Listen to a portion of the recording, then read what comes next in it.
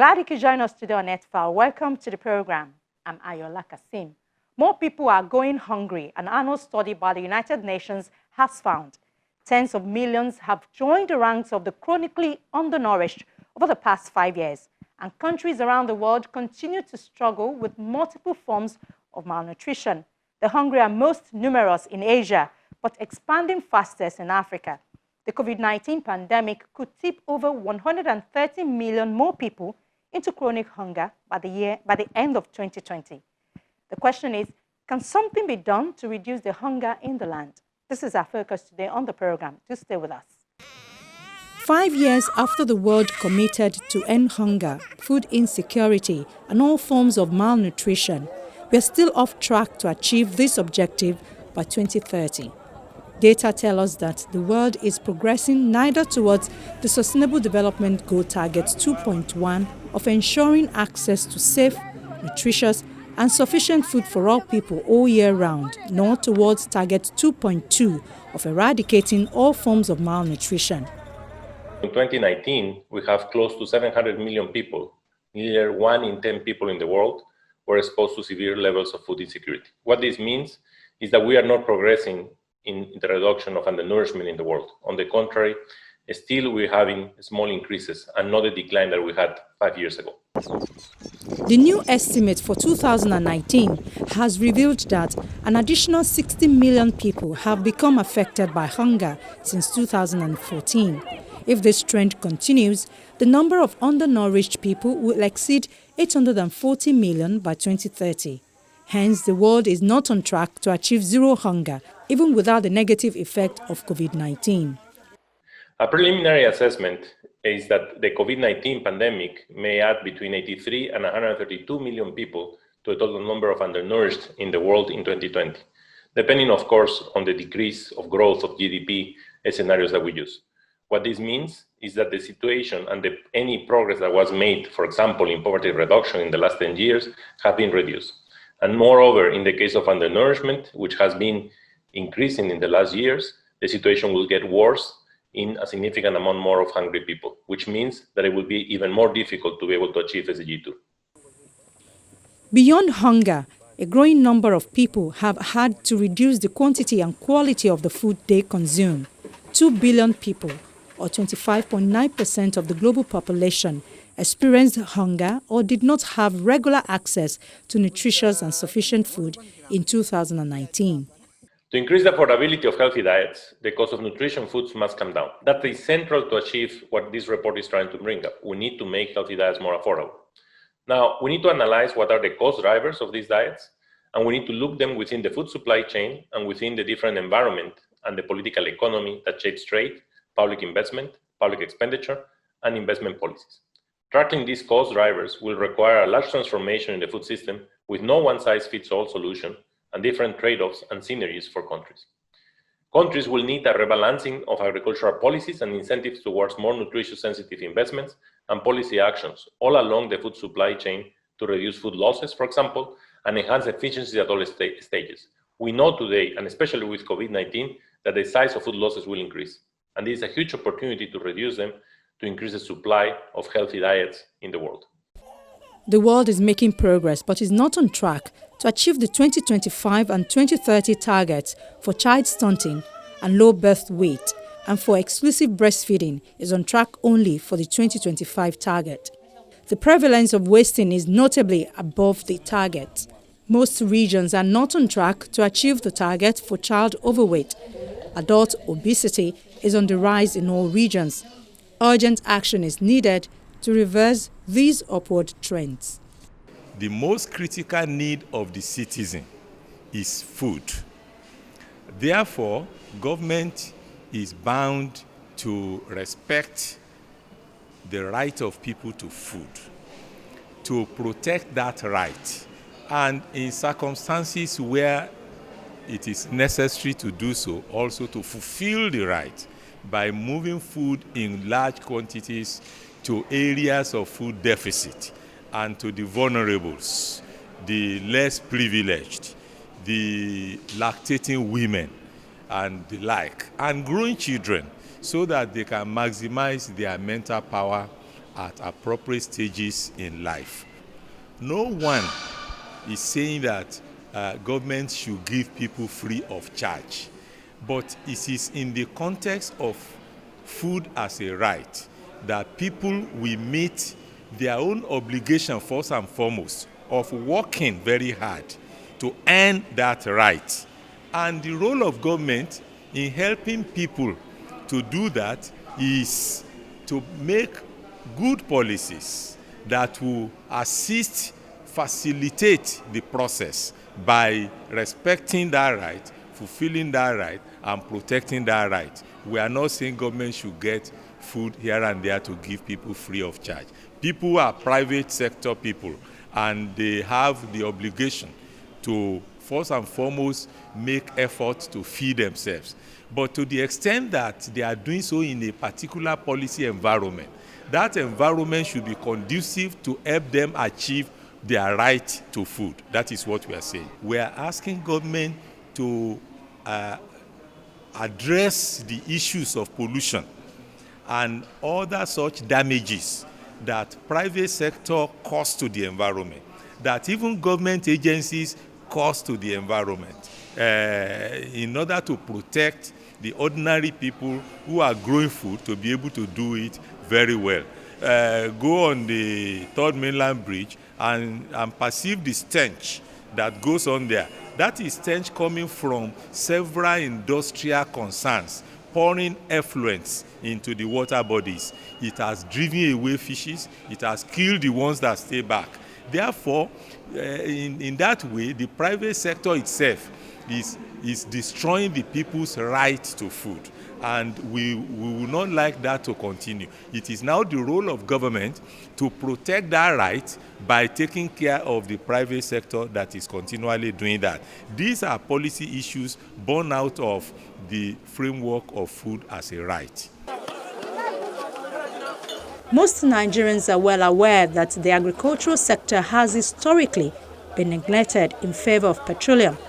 A poorly performing agricultural sector limits the domestic supply of food, directly affecting its availability and affordability. As a major employer of labor, low productivity in Nigerian agriculture also implies low incomes, high poverty rates, and limited purchasing power. The reasons for low agricultural productivity are fairly well known, experts believe. They say limited availability and high cost of good quality inputs such as fertilizer, seed, chemicals, and medicines for livestock, poor support infrastructure, weak extension services, underdeveloped rural input, output, and financial markets, substandard road networks, numerous unsuccessful policies and programs. All of these factors result in troublingly low yields of staple crops. Despite numerous strategies to increase rice production and favorable rice ecologies, average rice yields in Nigeria are between 1 and 2.5 tons per hectare against potential yields of 5 to 6 tons per hectare. Though a major maize-producing African country, maize yields in Nigeria are less than 2 tons per hectare on average compared to greater than 9 tons per hectare attained in the United States. This low productivity results in extensive and persistent food insecurity and poverty in the country. Some studies have shown up to 70% of Nigerians as food insecure. Given the current challenges to agricultural production in Nigeria, climate change is expected to make the situation even worse. Both higher temperatures and shifting rainfall regimes will lower crop yields compared to what they could be under a stable climate. We talk about the climate element, that is the temperature, that is the precipitation. So as the climate change impacts in locations, you have those triggers. Unfortunately, you may have less rains, more rains, fluctuating, you understand. So it's always good for you to work with the predictions. The predictions are based on a record history of a long history of record, and that is being imputed into a model, and then you come out with the predictions. So once those predictions are out there and By all means, as you people can testify to that, we always look at the efficacy of the SRP, that is the predictions. We find that our predictions are close to being effective. In that respect, people should take it seriously. One is that we need to also have dissemination channels. People should get more people should get into it. They should understand what it means so that they can use it. And once you use it, I'm so sure if you do it this year, next year you have the reason to continue doing it. So we need the attention of the ADPs, that is Agricultural Development Agencies. We need the assistance of the Ministry of Agriculture, you understand, so that they assist in disseminating this information. While scientists aren't sure exactly how rainfall patterns in West Africa will change over the next century, the region will definitely be hotter with negative consequences for staple crop production. Climate change can also exacerbate pest and disease outbreaks. Challenges are there, you see. One is for people to accept. Sometimes people don't accept that this is for true, this is for sure. But from what we've gone through, you've seen the facts are showing that yes, things are happening. People should believe. If you don't believe in it, you cannot change. Advanced countries are using this one. No one will go onto the farm without weather information.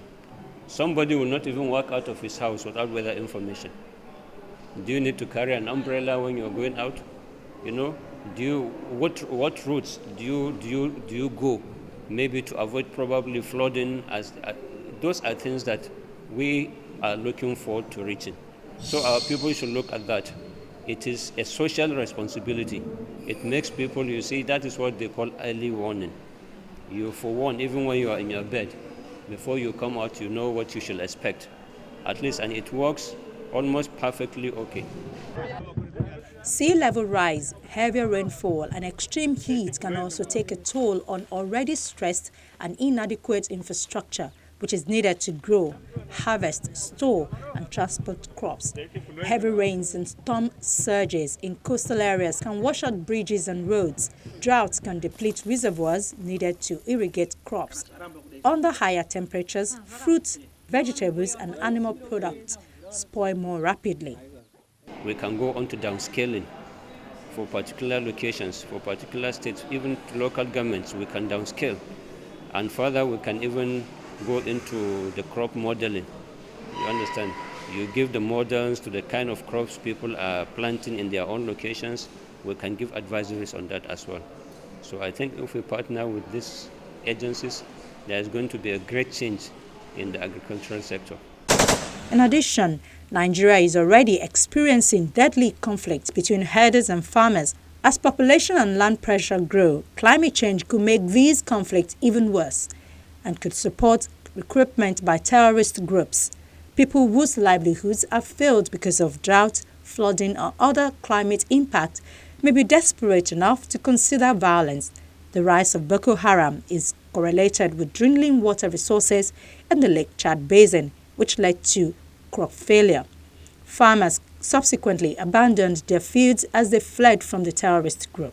This is an example of how food insecurity, poverty and violence can feed on one another in a reinforcing spiral.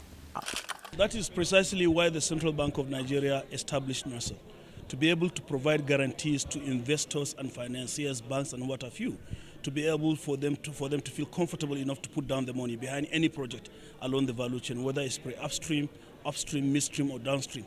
Almost all actors along that value chain are eligible to access financing, but the banks, like you rightly said, require guarantees and comfort.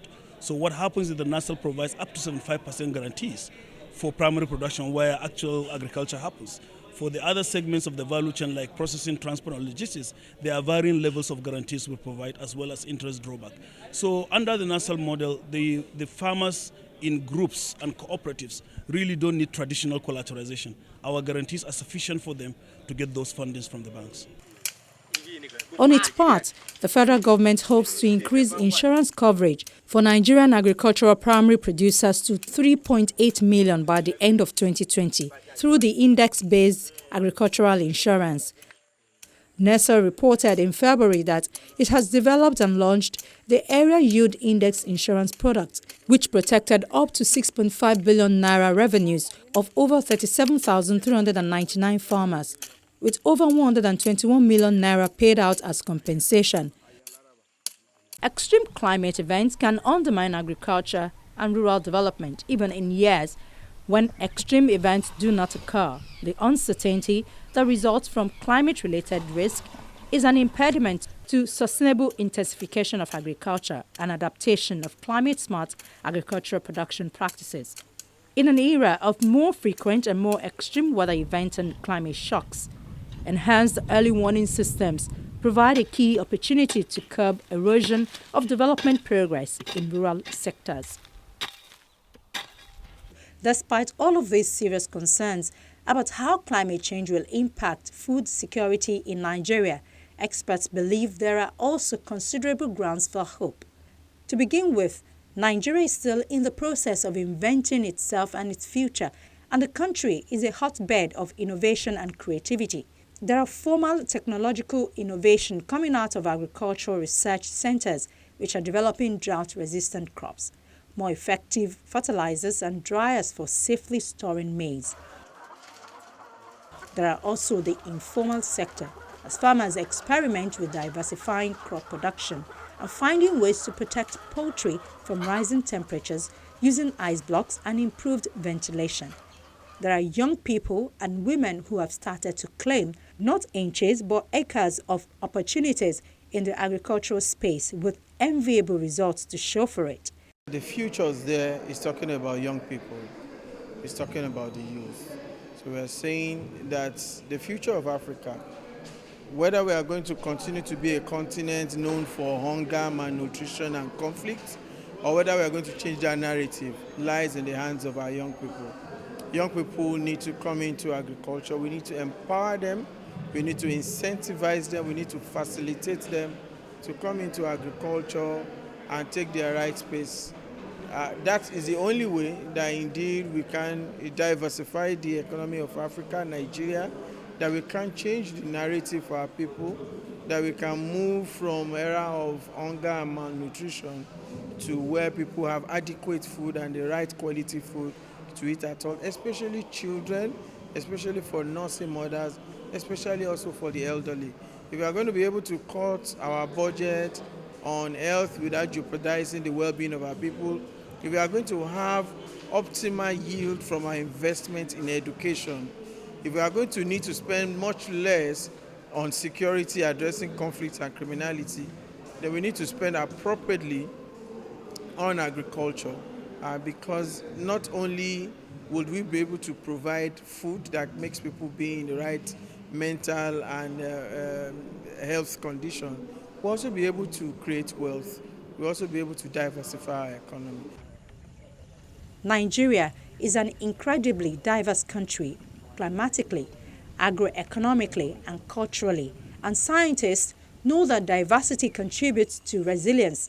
Resilience is the ability of a system, in this case, the Nigerian food system, to deal with changes and shocks and continue to develop. For example, if maize fails due to drought in a given year, millet, sorghum, and root crops could provide stable calories for the population instead. If heavy rains and flooding destroy the harvest in the southeast, production in the north could compensate. As Nigeria's agricultural sector develops, experts argue that there should be a focus on maintaining and cultivating this rich diversity. Well, I think we have a huge opportunity at the moment for the message to really catch on. You know, sometimes, as it said, experience is the best teacher. Perhaps we've been living in fool's paradise for a long time, but I think development, especially in our economy in the last few years, has shown that we cannot rely on those traditional things that we think will bring us money. Is it oil, mineral, or even solid mineral? The best thing to rely on, which will democratize wealth, and that's the most important thing. When you look at these other sources, is money clustered in the hands of a few and of government. But when you're talking about agriculture, for instance, the wealth is going to be democratized. And recently, our young people got the government to pass into law the Not Too Young to Run bill. in agriculture, we really don't need such laws. What we just need is the political will, is the right frame of mind. Young people are already claiming these spaces, but it's not enough. We're seeing many Nigerians and many young Africans who are doing fantastic things in the area of agriculture, whether it's in service provision, whether as solution providers in the financial space, in the technology space, in the marketing space, in the distribution space, in the value addition space. People are doing great things, but we're saying that the tribe of these young people is still quite small. We need to grow it for us to have the kind of effect that we need to see. So indeed, it's not like the message is not catching on. It's just that it's not catching on at the pace that the urgency requires. Technological solutions such as new and improved crop varieties can help somewhat, but on their own, they will not solve all of Nigeria's climate woes. So the government has been asked to avoid a silver bullet, a singular solution approach in favor of a systems approach to climate resilience. It has been preached that solutions will have to come from every sector of society and every scale of decision making. It has been seen that community-based approaches to climate resilience have been very effective in other parts of the world. Broadening participation in agriculture, particularly by young people, is also an important part of building resilience to climate change. Younger Nigerians will face more of the effect of climate change over the course of their lifetimes. Experts believe Nigeria's situation in regards to climate change is serious, but not hopeless. Indeed, we have no choice but to get it right because the alternative is calamity. But yes, we can get it right. It's not rocket science, for instance, to put in place policy that says everybody deserves to have a right to food. That's something that our legislators will do. Now, even when our legislators do this, does it mean that is this something just wishful? Is it something we can attain? Yes, we can attain it. For instance, I tell you, if we improve on technology and knowledge to our farmers, and we are able to cut down the quantum of our agri-produce that goes to waste, we will be able to feed our population as it presently is. And what will that mean? Because we have challenges of climate change. Take, for instance, people are forced to do seasonal farming because we do not have irrigation infrastructure. Yet, this is also a country where anytime it's the rainy season, we have unexplainable flooding. So it means that nature is blessing us with these resources, but because we are profligate, we don't know how to manage it, we are losing things. It's rather than being a blessing, it's more or less like a curse unto us. So you have a lot of water that we are not harnessing properly. So what we need to do to ensure that we produce certain things throughout the year so that we don't have a situation where when things is in season, there is glut. When it's out of season, it's scarce. We need to be able to produce certain food staples around the year. Is it maize? Is it the cereals? Is it vegetable? Different kind of crops can be produced around the year if we're able to help our farmers with irrigation. And the implication of that is that you have, as is being described, people who are seasonally unemployed. So you find a teeming population of young people going to the urban centers, spaces like Lagos, hanging around, nothing to do. If Nigeria is to effectively tackle the enormous challenges to food security presented by climate change, diversity, innovation, participation and awareness of climate change impact should be cultivated in all parts of the agricultural and food system. Fortunately, there is a large group of scientists, policymakers, farmers, community organizations, extension workers and others who are committed to taking on this challenge. Many believe Nigeria has the opportunity to become a global leader in building a productive and resilient agricultural system for the 21st century. The Sustainable Development Goals aim to end all forms of hunger and malnutrition by 2030, making sure all people, especially children, have access to sufficient and nutritious food all year round. This involves promoting sustainable agricultural practices, supporting small-scale farmers, and allowing equal access to land, technology, and markets. It also requires international cooperation to ensure investment in infrastructure and technology to improve agricultural productivity. That's our program for the week. Thank you for watching. You can watch this episode and other episodes of the program by logging to our YouTube channel, youtube.com/channelsweb. Please click the playlist menu and then click S-File. From me, Ayola Kasim, and the S-File crew here in Lagos, it's bye for now.